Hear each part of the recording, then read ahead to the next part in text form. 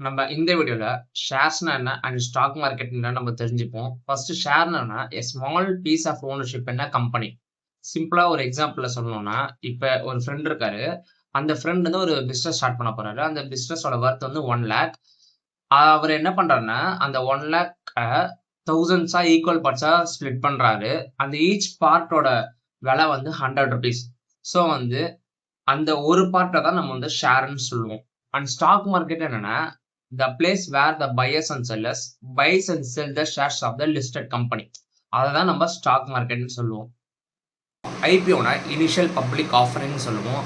அப்படின்னா என்னன்னா, கம்பெனி வந்து அவங்களோட ஷேர்ஸை பப்ளிக் ஆஃபர் பண்ணுவாங்க ஃபார் த ஃபர்ஸ்ட் டைம். அதை தான் நம்ம வந்து இனிஷியல் பப்ளிக் ஆஃபரிங்னு சொல்லுவோம்.